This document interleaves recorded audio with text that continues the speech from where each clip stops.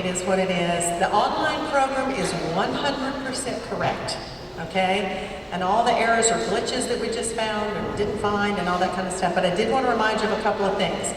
I mentioned this morning, Ferguson 135 has an extra venue this afternoon. It's the 6th venue this afternoon. It's inside Ferguson, right? Not the Ferguson Health Sciences Ferguson that's attached to the wall. 135. The group, look at your program on page 9. If you'll look at your program on page 9, they should be right there, and they are not.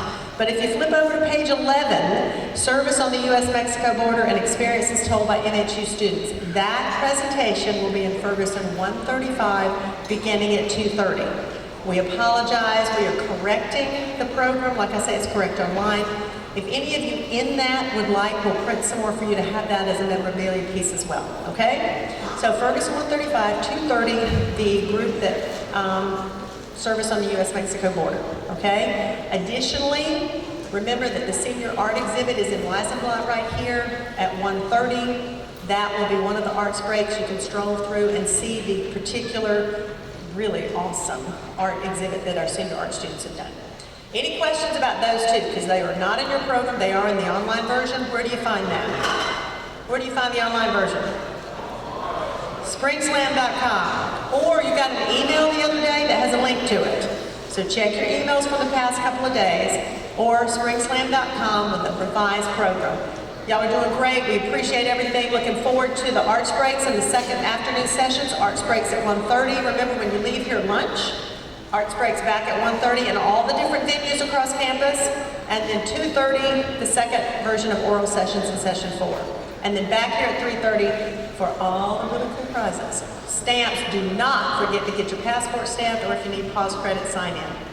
And to introduce our speaker, Jade McDonald.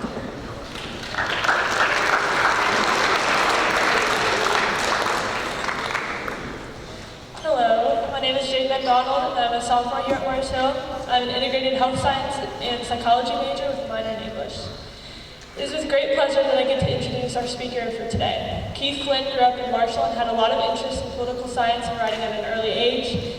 He also played a lot of basketball growing up and came to Marshall on a basketball scholarship. He spent 2 years here before transferring and spending 4 more years at UNC Asheville as a creative writing major.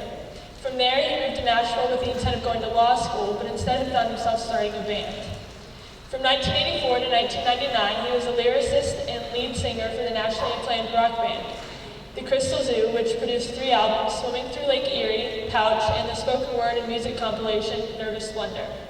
His latest album is Keith Flynn and the Holy Men, live at Diana Warden Theater. He is the executive director and producer of the TV and radio show Live at White Rock Hall and Animal Sounds Productions, both which create collaborations between writers and musicians in video and audio formats. Keith is the award-winning author of 8 books, including 6 collections of poetry, most recently Colony Collapse Disorder and The Skin of Meaning, and 2 collections of essays entitled The Rhythm Method, Razzmatazz and Memory, How to Make Your Poetry Swing, The Prosperity Gospel, Portraits of the Great Recession. He also started writing the Talking Drum while he was here at Morris Hill.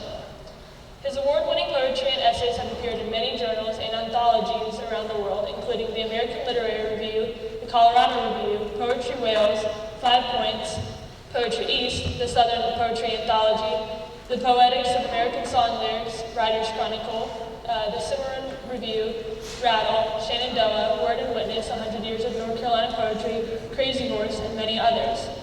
He has been awarded the Sandberg Prize for Poetry, the 2013 North Carolina Literary Fellowship, the ASCAP Emerging Songwriter Prize, the Pomonic Poetry Award, and was twice named the Gilbert Chapel Distinguished Poet for North Carolina. Flynn is founder and managing editor of the Asheville Poetry Review, which began publishing in 1994. I had the opportunity to meet with Keith earlier, and needless to say, one of my first questions for him was, would you consider yourself an overachiever? To which he replied, I think other people would consider me an overachiever because I have a lot of hyphens in my bio, but I can't ever feel self-satisfied, and I'm much more interested in the next creative thing. Achieving doesn't cross my mind, it is ambition. I also was curious to know what he felt he had learned most from his years in the various creative fields. After a brief moment of thought, he said that all people deserve dignity and deserve to have their stories told. Finally, I asked him what advice he would give to his college-age self. With a chuckle, he said, "Don't be afraid. All pain and all setbacks are temporary. Be willing to try anything and everything." And with those words, I invite you to all please put your hands together for Keith Flynn.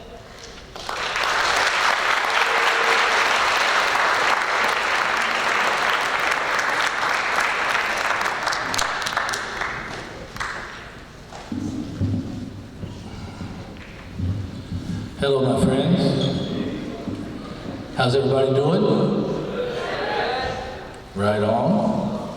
I'm so happy to be back in Mars Hill. I actually live in a 100-year-old church on the other side of the county. And I picked that church up and moved it to the top of a mountain and jacked it up 18 feet. We built the first floor under it, and then we used the sanctuary on the second floor as a recording studio. And I do a TV show there, and we do a radio program there as well. But if you're interested in hearing some of that stuff, you should go to live at whiterockhall.com, and that'll give it to you. This thing is wanting to walk around on me. You guys hear me okay? You hear me in the back? Yeah!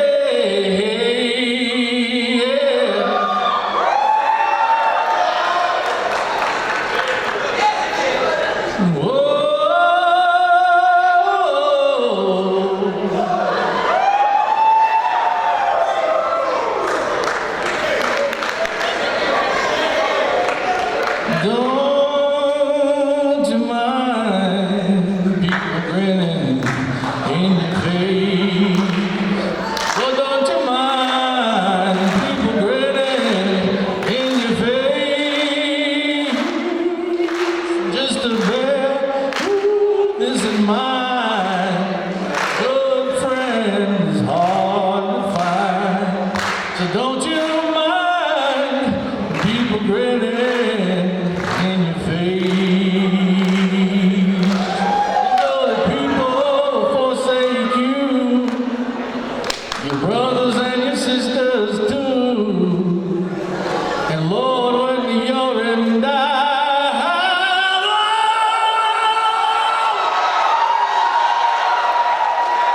they're gonna throw you down. Don't you mind people grinning in your face? Don't you mind people grinning in your face? Just a bear isn't mine. A good friend is hard to find. So don't you people grinning in your face.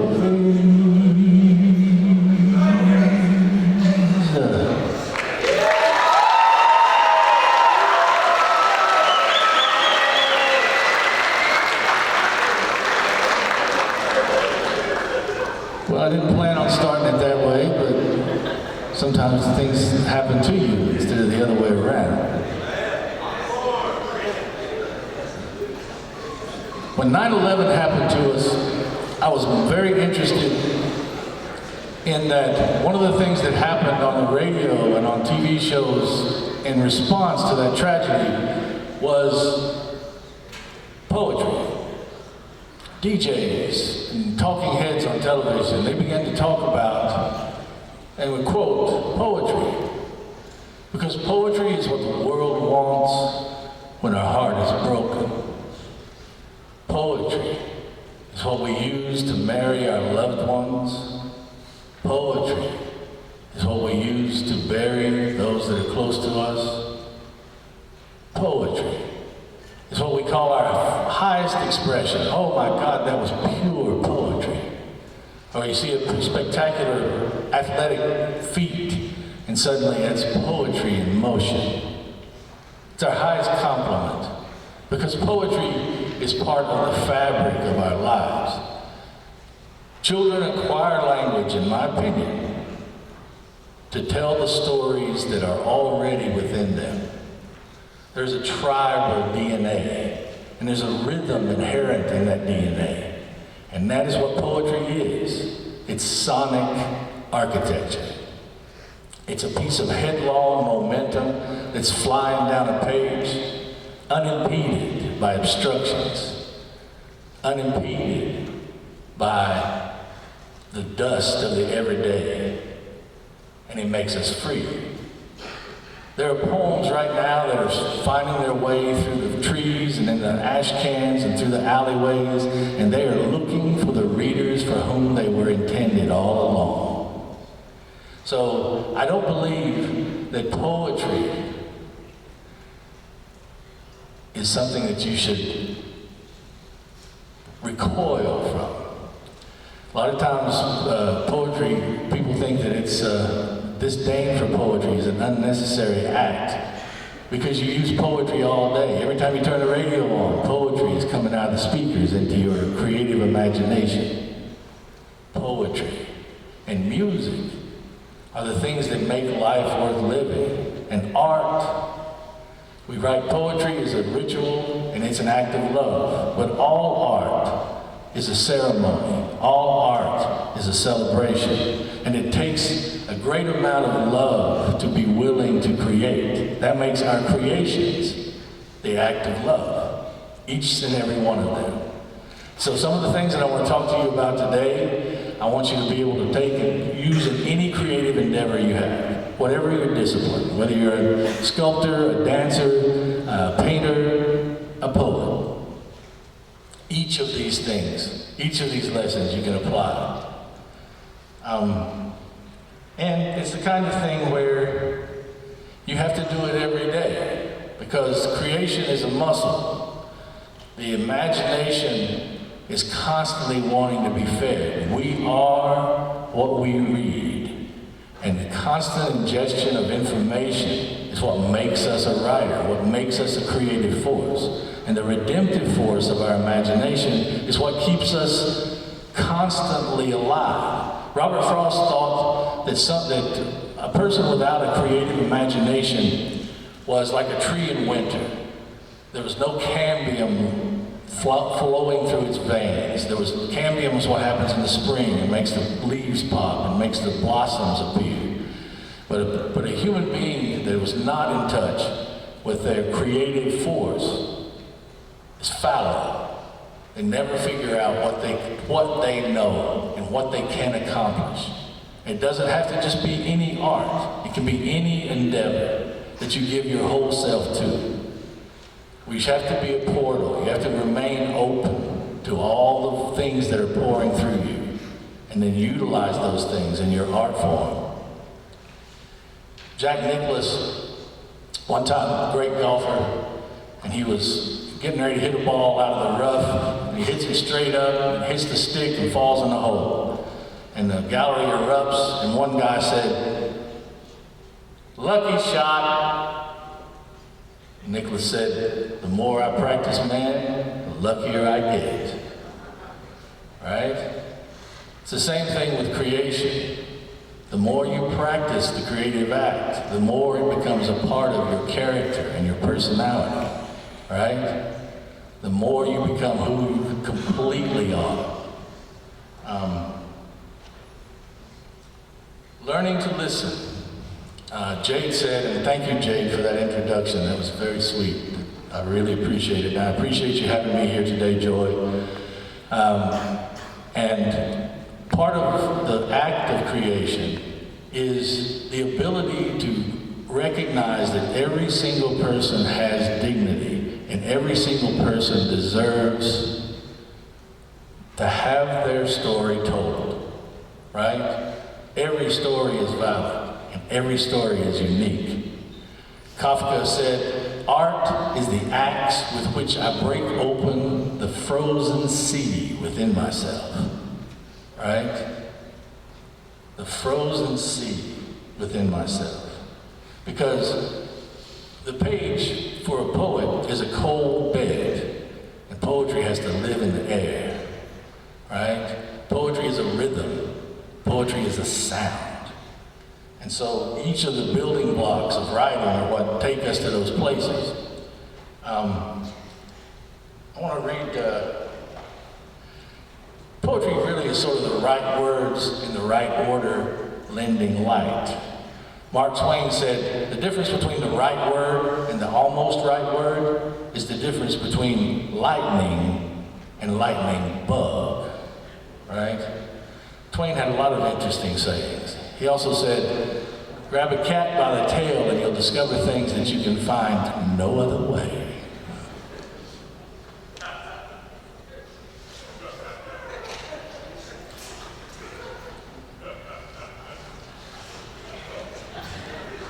It sounds like somebody's grabbed a cat by the tail.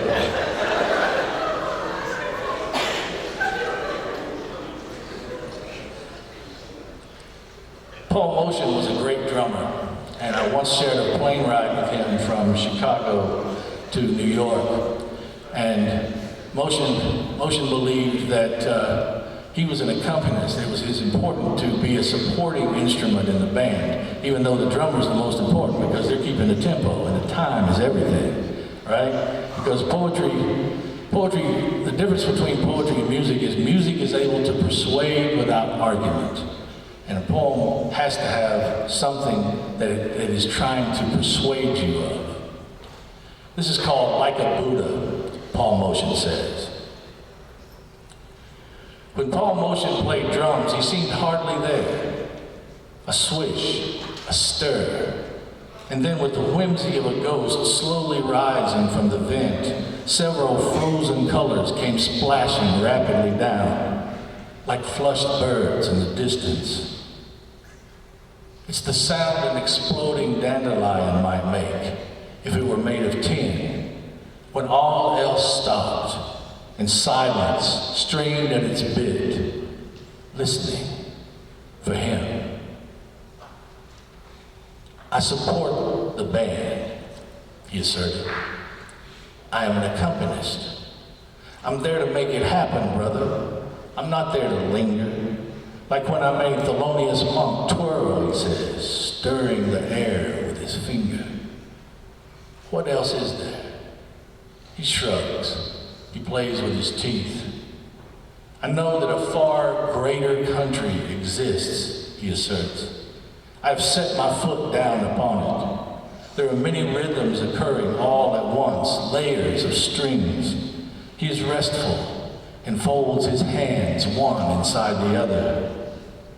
And I know there are perfectly good explanations for the simultaneous risks we juggle. There are shipyards of baubles and harbors that have dried up, and martinis made up by Episcopalians that burnish them for the plagiarisms of the Holy Spirit. It's only right, in these moments, when the room is furnished with importance and low light, and I turn to Paul Motion and I say, you gotta flaunt the groove, right, man? With flourishes and gentle force, right? You got to play like a Buddha, Paul Motion says.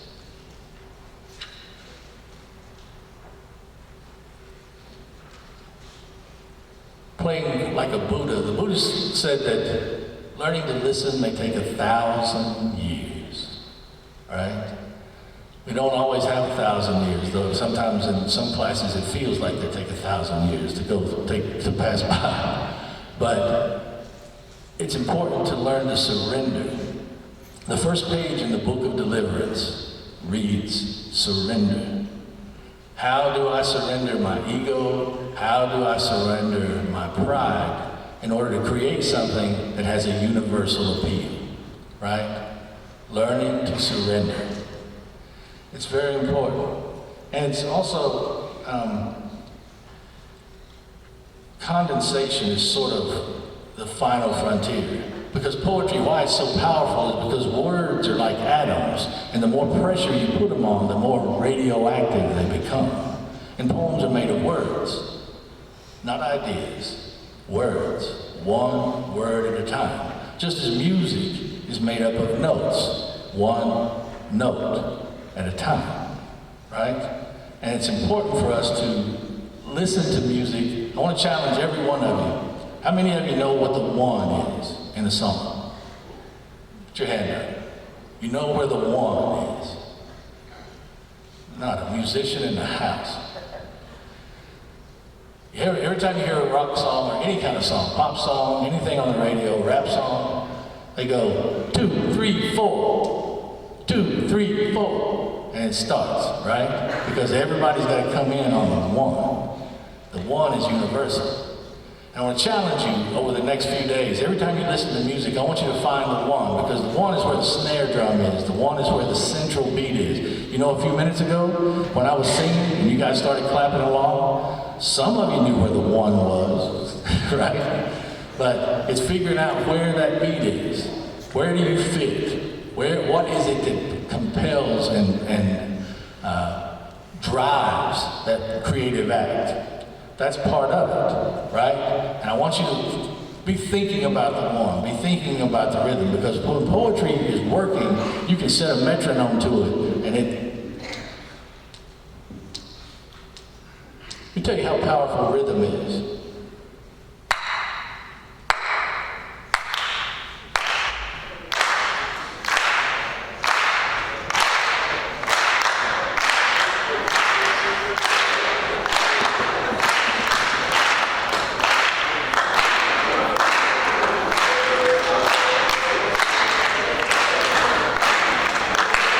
One of these days, and it won't be long,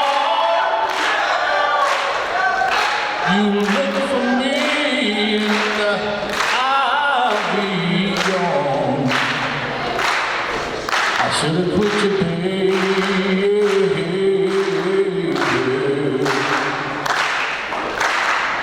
a long time ago now.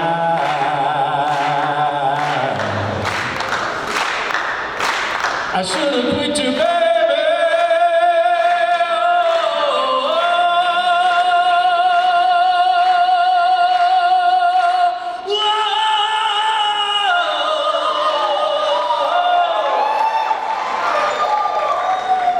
A long time ago.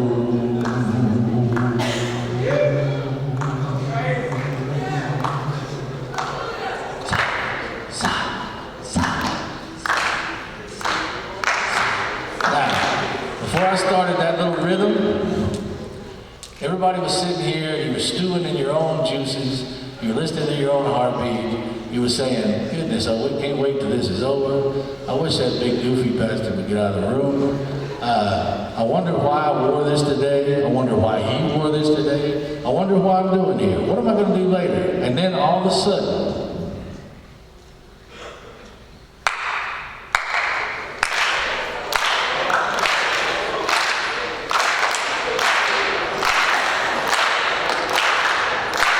once that starts, rhythm is key. Once that rhythm started, everybody forgot everything else, and we went to that rhythm. That's the one, right? That's the one. And sometimes you can build a poem around, and any kind of art, you can build it around your, an abiding image. An abiding image in a poem is an image that it's like a pillar in the middle of a room. It supports the whole room. And then it's like a recurrent theme or a recurrent dance step or a recurrent, like in a song. Every single song on the radio is built the same way. You have a verse, a chorus, a verse, a chorus. You have a bridge, then a verse, chorus, an outro, typically with some sort of solo over it. Every single song in the world has those basic components in somewhat different order, right? What a poem has is a poem has a repetition of initial consonants. It has its own rhythm, because sound loves proximity, and the closer sounds are together, the more they resonate against one another, right? And so sometimes we have to have an abiding image that will take us there. Here's a little short poem. It's called Lincoln's Life Mask, and it has an abiding image. Before Lincoln, after he was assassinated, before he died, he lingered several days. And at one point, they put a plaster cast on his face immortalize forever that memorable face. And they have that mask in the Lilly Library at Indiana University. When I spoke there, I went over there, and it was amazing, actually. And they had his face at life size, and he and I are both about 6'4". And so I was looking Lincoln in the face, right? And that created a whole series of things, including this poem. Who would guess, 150 years hence, that visitors would line up to look you in the eye, staring face to face with Lincoln, that square Midwestern Clint Eastwood chin, every profile from the right except two, his first campaign poster, and the cartoon of his assassination, Shanghai from behind by Booth. Nearby is the smallest book in the world, containing the poems of Edgar Guest, a book in a bottle that would fit in Lincoln's mold, and the entire engraved plate collection of John Audubon, a miracle itself, reminding one that Lincoln once shot a wild turkey through a crack in a cabin wall. But who knows what lie they will buy, Booth thundered. One man's president is another man's emperor. Audubon never painted a penguin. And Abraham Lincoln and Charles Darwin were born on the same day, on opposite sides of a dream. And outside this library is a totem pole made of light, and it's beaming its one pure eye into space. With a wink, Abraham Lincoln charmed U.S. Grant into silence and saved a nation. And Charles Darwin stood up, looked into the heavens, trying to stare God down, both refusing to blink.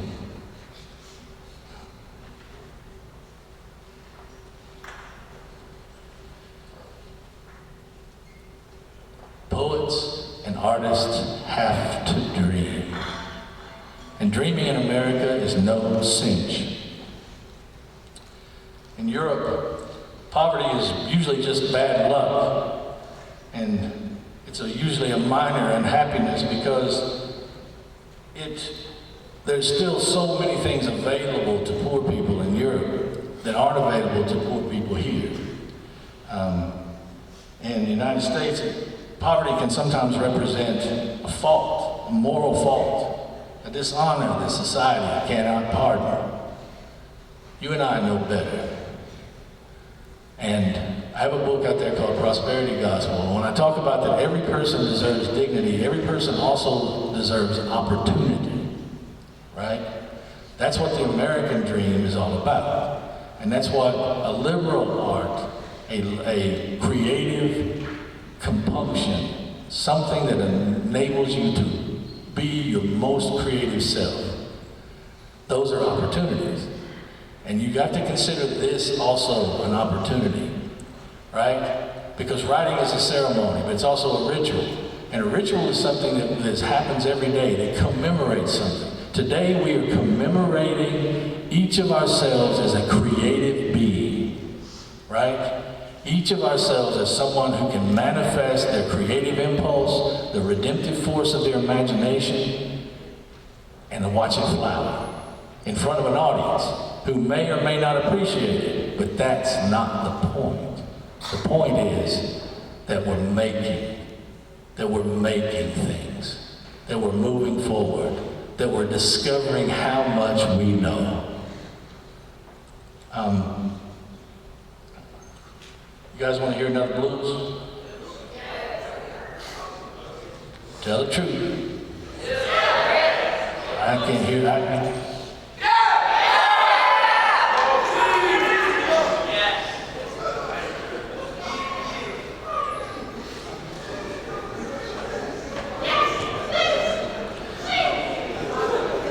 I had a dream that Louis Armstrong and Howlin' Wolf were on the same stage and they were performing together.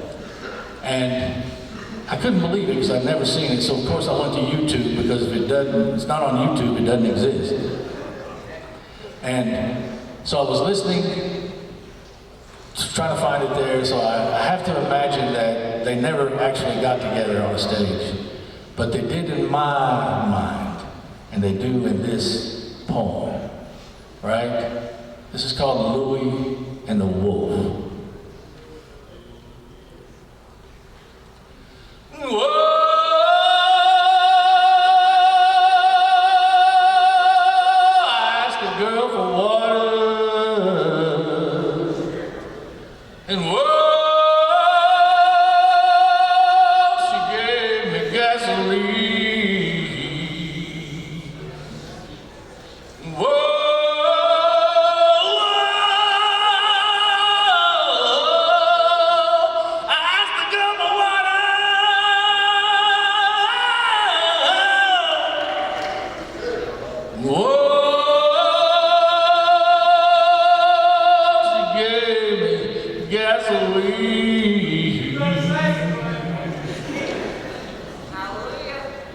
That's the tablets one.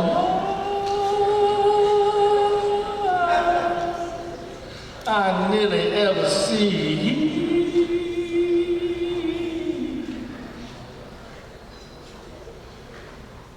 I have come to wonder if Louis and Armstrong and Howlin' Wolf ever met. What a sight that would be.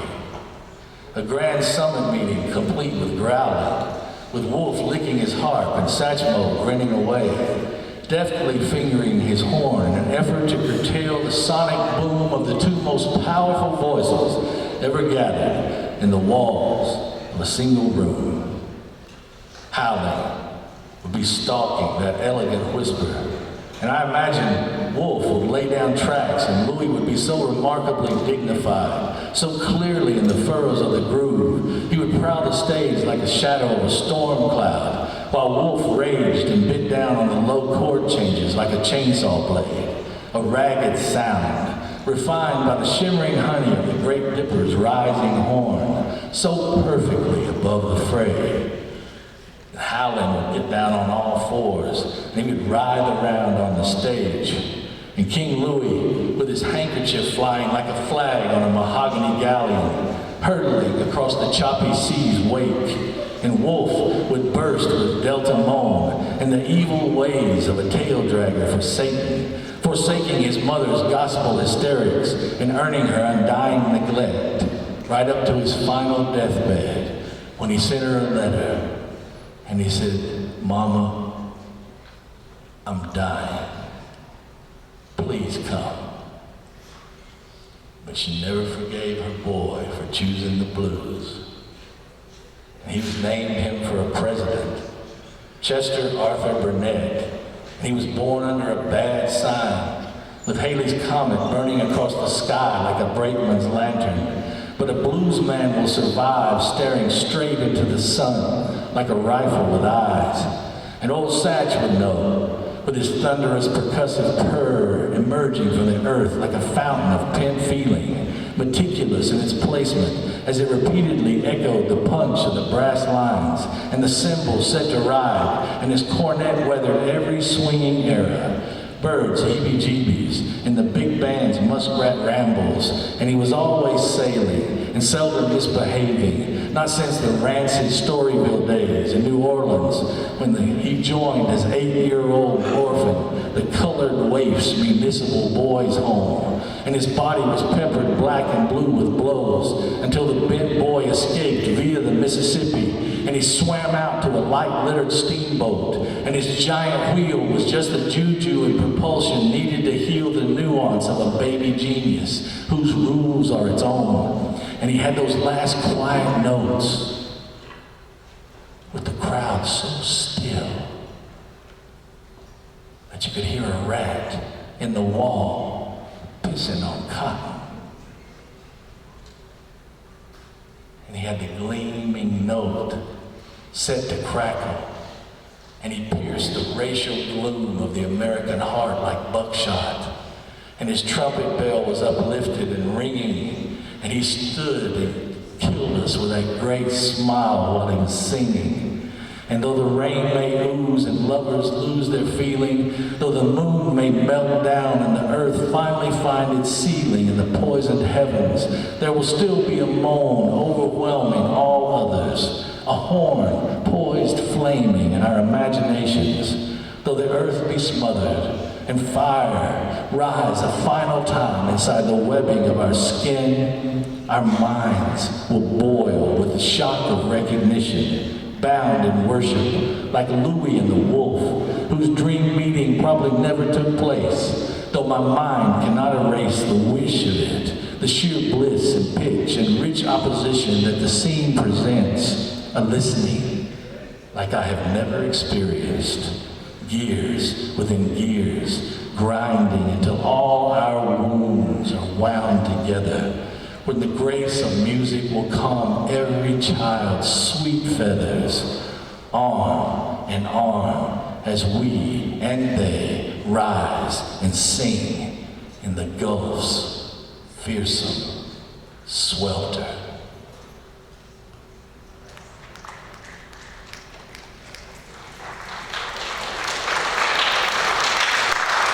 Don't be scared. You know, that golf clap, you know, there's that golf clap that's very polite, you know, and other people clap and they think you have to, you know, but it's better when you can just let it go, man, just let it happen, right? When I came to Marshall College, I came on a basketball scholarship. It was a transition time, that was 40 years ago. I had a teacher here, her name was Margaret Verhulst.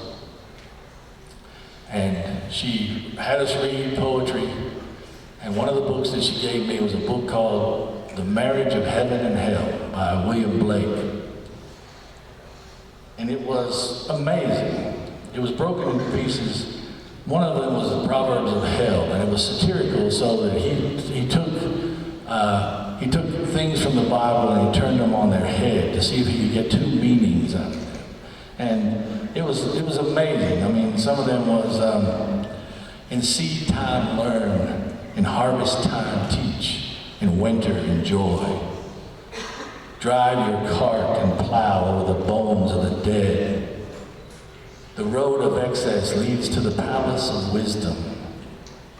Prudence is an ugly old maid courted by incapacity.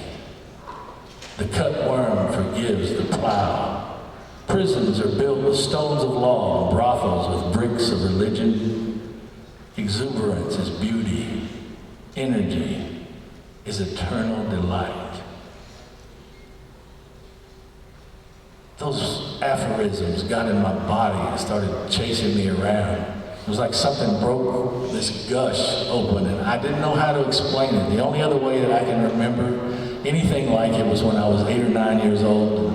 I was saved and baptized, and coming to poetry felt like the same religious experience to me.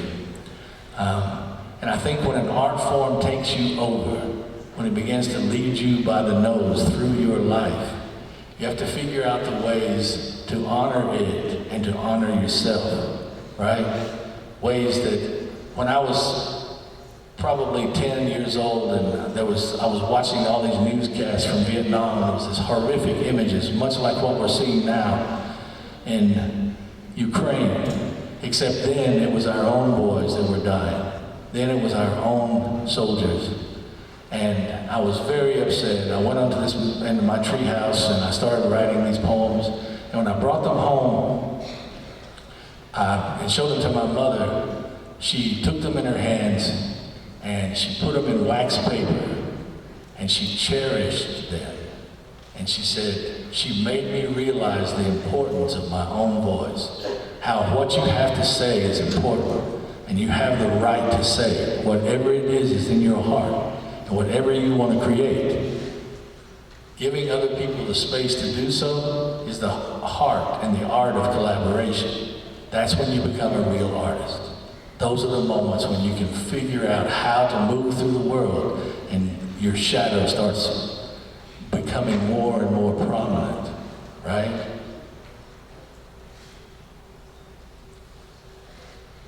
I'm going to read one more poem, and then I'm going to open it up for questions and answers. Okay? Don't you guys be afraid to ask me anything. Well, within reason. But I'm happy to entertain any questions you might have, and we can talk about any questions that might make you guys make sense. My father died about a year ago, and I'm going to read a poem for him. This title is taken from a movie that was never made by Stanley Kubrick. It's called Coffin Not Included. My father was never very happy that I became a rock singer and not a lawyer. Even on his deathbed, he shook his head and told me what a good lawyer I would have made.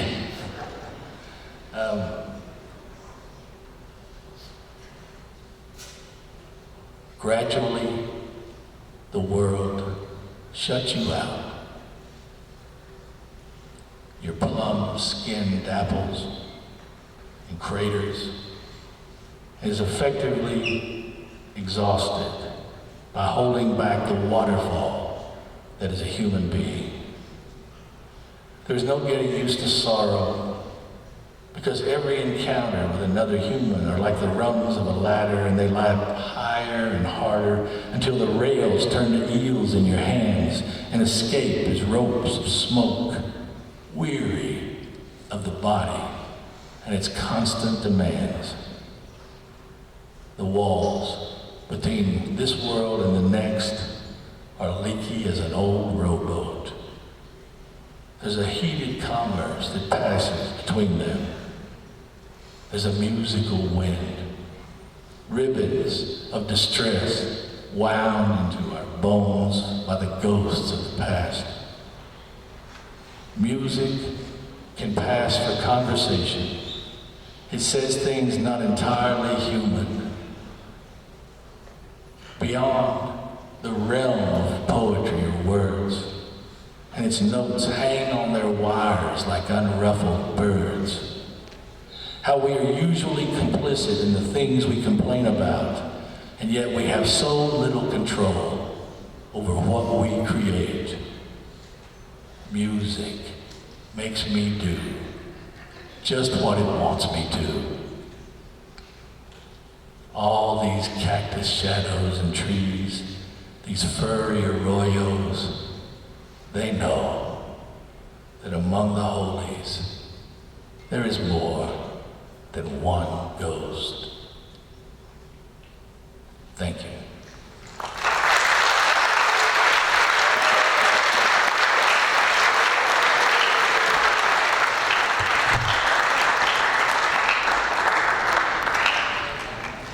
All right, my friends, I'm happy to take any questions you might have. You might have to shout it out. This room has pretty good acoustics. Anybody have a question? Don't be shy. Yes, please.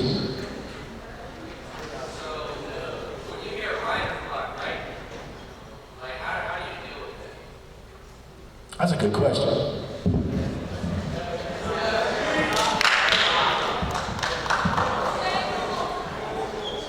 Let me give you I don't believe in writer's block. The reason is because what you need to do is you need to have as many projects as possible going at the same time. Right now I have 5 books that I'm writing. I have a novel called The Red Tornadoes. I have a book of essays on boxing. I have a book called The History of Rock and Roll. I have a book called The Rope Walker, which is about a one-legged Mayan circus performer set during the Mexican Revolution, right? My selected poems. So I have different folders and different boxes for all of these. And so when I reach an end point, or I reach a dead end or a cul-de-sac, all I do is stop what I'm thinking about, and I open another folder, and I start working on that piece. And then if I reach a dead end with that, as long as I've got energy, I do that. Another way to do it is to listen to music. Typically for myself, when I'm working on the sound of a poem, I have a cassette player. A cassette, you guys remember what a cassette player is?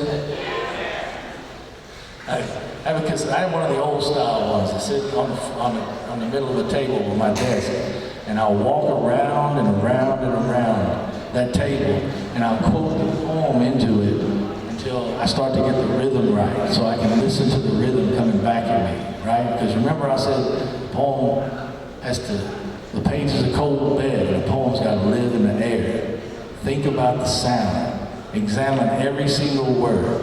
Compose in a flood and edit in a trickle.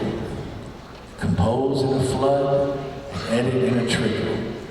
And slowly but surely, the process of editing will take over the process of creation. You understand what I'm saying? Because there's a difference. Have multiple projects taking place, and then you're never blocked, because then you can just unlock one more door and step into another room. Does that make sense? Another question. Yes, ma'am. Say it again. The name of the poem that you read off the paper, what was it called? Louis and the Wolf. It's actually in my new book, which is called The Skin of Meaning, which I'm happy to report was nominated for a National Book Award. I'll tell you what.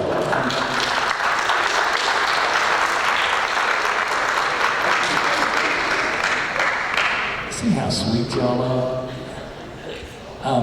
I tell you what, I'm gonna do a deal. If you guys are interested in any of my books of poetry, if you will buy a copy of the Asheville Poetry Review, I will give you a book of poetry. So for $20, you can have a book of my poetry and a copy of the Asheville Poetry Review. Or there's also a live album out there, a live album from Diana Wortham Theater, and you can have it in one of the other books as well. But the poem you're talking about is called Louis and the Wolf, and it's from The Skin of Meaning. Somebody else?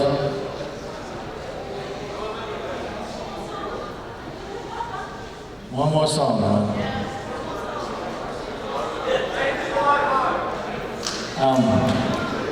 I have long believed that our national anthem we should have a different national anthem. The reason I say that is because the one we have is about war, right? And there's way more to America than that, right? There's way more to America than just, can we survive through another battle overnight? Oh, beautiful, for spacious skies, for amber waves of grain, for purple mountains, majesty. Above the fruited plain, America, America, God shed His grace on thee, oh, and crown thy good with brotherhood.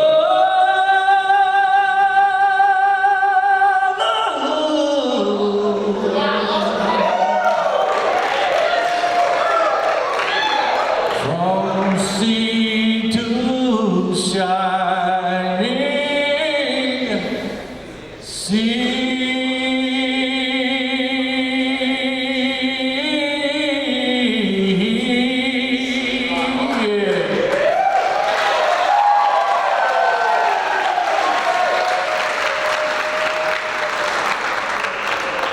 I got time for one more question. Anybody got one more question for me?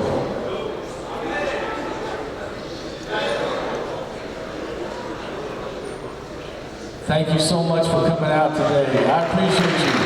Thank you so much. Have a great rest of your day.